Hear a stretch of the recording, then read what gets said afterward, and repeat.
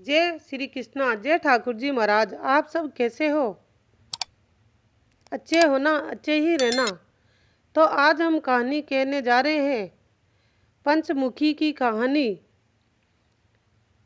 तो ज़रूर सुनना और हमारे चैनल को लाइक सब्सक्राइब कमेंट ज़रूर करना। तो कहानी आरंभ करते हैं, सुनो। एक साहूकार के बेटे की बहू थी। कार्तिक के महीने में सुबह जल्दी उठकर गंगा जी नहाने जाती थी। वह पराये पुरुष का मुंह नहीं देखती थी। राजा का लड़का भी गंगा जी नहाने जाता था। राजा का लड़का कहता था कि सुबह नहाता हूँ, मेरे से पहले कोई नहीं नहाना चाहिए। जब 5 दिन कार्तिक के बीत गए तो उस दिन साहूकार के बेटे की बहू नहा कर जा रही थी और राजा का बेटा आ रहा था। शोर सुनकर जल्दी से वहां से जाने लगी, जिससे अपनी मोती की माला वहीं पर भूल गई। तब राजा के बेटे ने वह मोती की माला देखी तो देखकर कहा कि ये माला इतनी सुंदर है तो पहनने वाली कितनी सुंदर होगी। बाद में सारी नगरी में ढिंडोरा पिटवा दिया कि जिसकी ये माला है वह मेरे पास 5 रात आएगी, तब मैं उसकी ये माला दे दूंगा। और खुद वहां से तोते का पिंजरा टांग कर बैठ गया। सुबह सुबह साहूकार की बहू आई तो पहली पेड़ी पर पांव रखा और बोली, अगर मेरे में सत है तो इसे नींद आ जाए। और उसे नींद आ गई। उसने ठाकुर जी भगवान से प्रार्थना की, हे भगवान, अगर मैं सच्ची हूँ और मेरी भक्ति सच्ची है तो इस साहूकार के राजा के लड़के को नींद आ जाए और मैं मेरा कार्तिक स्नान पूरा करूं। उसे नींद आ गई और वह नहाकर चली गई। राजा का बेटा उठकर बैठ गया और तोते से पूछा कि क्या वह आई थी? तो तोते ने कहा, आई थी। वह कैसी थी? तब तोता बोला, आभा जैसी बिजली, गुलाब जैसा रंग। राजकुमार ने कहा कि आज तो मैं उंगली चीर कर लेट जाऊंगा, फिर मुझे नींद नहीं आएगी। दूसरे दिन वह उंगली चीर कर बैठ गया। जब वह आई तो भगवान से प्रार्थना करने लगी।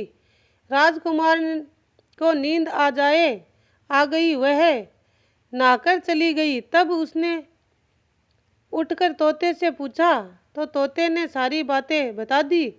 तब राजकुमार बोला, मैं आंखों में मिर्ची डालकर बैठूंगा। और रात को मिर्ची डालकर बैठ गया और वह आई और चली गई।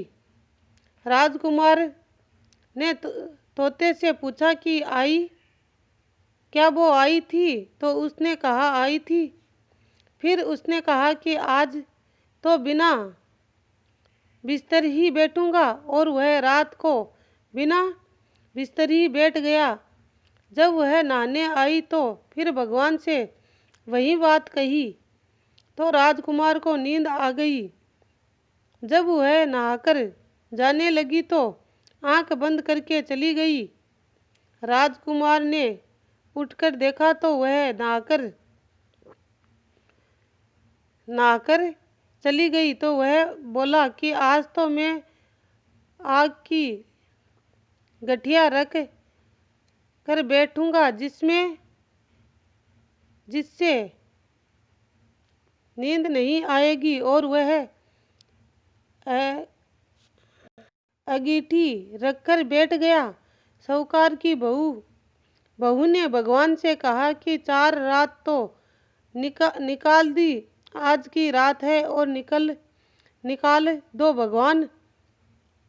भगवान ने उसका सत्य रखा और उसे नींद आ गई।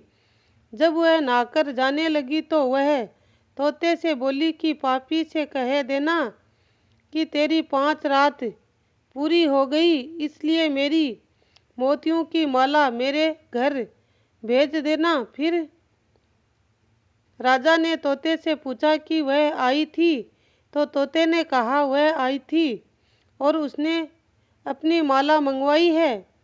तब राजकुमार ने सोचा वह तो सच्ची थी, इसका तो भगवान ने भी सत्य रख लिया। थोड़े दिन बाद में राजकुमार के शरीर में कोढ़ निकल आई और वह तड़पने लगा। तो राजा ने ब्राह्मण से बुलवाकर पूछा कि मेरे बेटे का शरीर क्यों जल रहा है।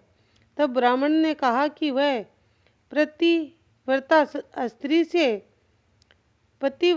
पतिव्रता स्त्री पर बुरी नजर रखता था, इसलिए ये रोग लगा है। तब राजा ने पूछा कि अब कैसे ठीक होगा। तब ब्राह्मण ने कहा कि उस साहूकार की बहू को धर्म की बहन बना ले और उसके नहाए हुए जल से नहाए तो उसका कोढ़ ठीक हो जाएगा। राजा उसकी माला लेकर घर आया और साहूकार से कहा कि ये माला आपकी बहू की है और उसके नहाए हुए जल से मेरे बेटे को नहला दो। साहूकार ने कहा कि वह तो किसी पुरुष पर मुंह भी नहीं देखती, इस नाली के नीचे राजकुमार को बैठा देना। जब वह नहाएगी तो ऊपर से वह पानी आ जाएगा। बाद में राजकुमार बैठ गया और नहाया तो उसकी चंदन जैसी काया हो गई। 5 मुखी देवता जैसा साहूकार की बहू को सत रखा, वैसा सबका ही रखना। कहानी सुनने वाले और कहने वाले को सबका सत वैसे ही रखना और किसी पर कोई भी बुरी नज़र ना रखे, इसलिए सभी को सत देना। जय ठाकुर जी महाराज। आप सबको हमारी ये कहानी अच्छी लगी तो लाइक, सब्सक्राइब, कमेंट जरूर करना। जय ठाकुर जी महाराज।